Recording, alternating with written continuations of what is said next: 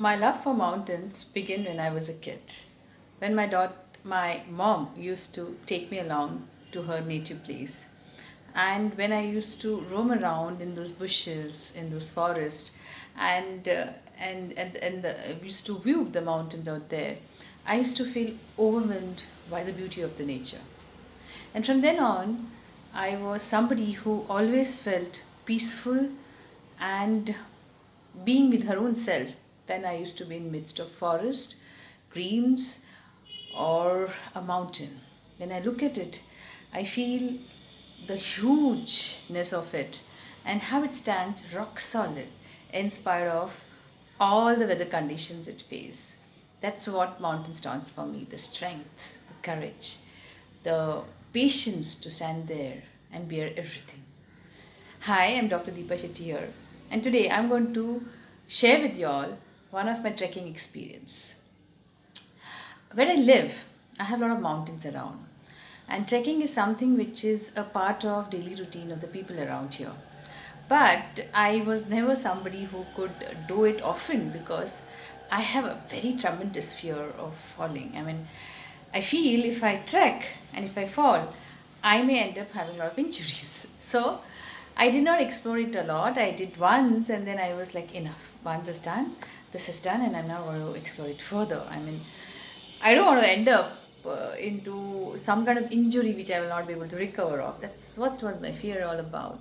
So when my first trek happened, the trekker was very good. He did help me out to really, you know, take the step forward and how you should not put your foot on a slippery rock and you should put a foot on a rock which has ridges so that it can grip your shoes.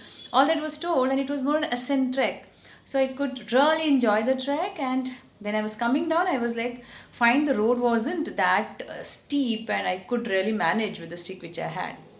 The second trek which happened, which we went, was all a descent trek. Imagine my whole fear of falling was at the peak. But still, I decided to take this trek because I thought if I don't overcome my fear now, then when? Whatever is bound to happen will happen. So it can't be, you can take your precautions, of course, but because you're going to fall, you can't stop walking. So you really have to do what you can to really overcome those fears inside you. So I started the trek. And when I started the trek, the first thing which my trekker told me is that try to put one foot of yours, understand the grip it is going to get on the ground. Is there anything that is loose out there and which can slip? Like there's a loose stone, you're putting a foot there, and there's a loose stone, it can slip and you can slip. So put your foot down properly, try to gauge the area, put it completely firm there, and then only lift the second foot and keep it at the other area, because then your one foot is balanced. Second rule was that you don't walk straight, you walk a little slant. Because the logic is if you fall, you'll not fall on your head. You'll either fall like this, right side, or on the left side, and you'll try to balance better. Because you're on the sideways, the balance is far more better than when you're on the front, because in that case the slipping is far, the skid of your shoes can be very very easier. So try to walk sideways. And the trekking, the most important thing which I could see was I was trying to see my shoes. I had a walking shoes, and those don't have the ridges to get a hold of the rocks out there. There's a different trekking shoes which has those sole which can get a grip on the rocks. But I saw a guide who was there on the trekking, who was a localite, a person from the village, and he was wearing a normal chappal. I was so astonished. I was like, here I'm trying to find which shoe, which sole, which comfort can make me feel, grip out there on the ground and I may not fall. Though I fell, that's a different thing. But I was like, how this guy is doing? And I was like, how do you do this? He said, you just have to see that you don't step on something which is slippery, and you have to put your foot like this, not like this. That's the rule you should follow, and I don't think anything can be a problem. And I saw him going zoop, zoop, zoop. Now that comes from an experience. I would not say we can do it, because we are not somebody who has ever been from a childhood or had an experience of it. Once you become a regular trekker, maybe Without shoes also people must be doing it. It depends, it depends upon how experienced and how well you know the mountains, how well you know the rocks, and what kind of communications and relationship you build with them, that you are very very confident that they will take care of you and nothing will happen to you. So I started this whole journey seeing at him, and I was like, God, he can do this, I can. And I did slip because of the walking shoe I was using. You should really have a trekking shoes out there, because that really gives you a good grip on the rock. And then the descent trek happened. I was at my verge of whole thing, like, how will I do it? How will I do it? And then the trekkers were very good. They did help me.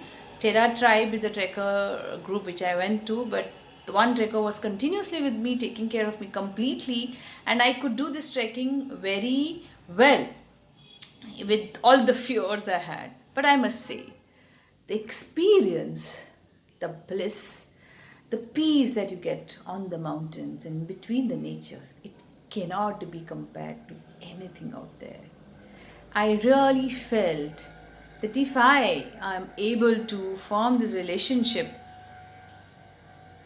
setting aside this fear, which is not a natural me. The natural me is like those mountains who has complete trust on the mother nature, and they just go through it. Whatever happens, happens. I mean, it's nothing that cannot happen. Something which is born out here is supposed to fall. So the fall may not end up you into anything, and the fall may really make you strong. So everything out there teaches me to stay strong and give support to surrounding out there. Everything on the mountains, from the smallest stone to the lush green grasses out there, are in harmony with each other. It feels so nice and blissful to really be there among them. I'm sure one day I'll develop this relationship with those mountains, and my this fear of falling, which is gone almost till 50%, I must say. Little 50% will also go once I start doing it again and again. I'll form this relationship with these mountains and those stones and those greenery, and the energy that I get amidst of this mother nature.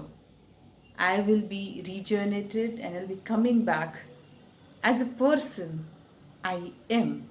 I am, and I'm going to rediscover myself again among them. It's a beautiful experience. Remember, don't lift your second foot till your first foot is firm. Isn't that the rule of the life? Till you are confident enough at one space, don't try to jump into another one. Isn't it?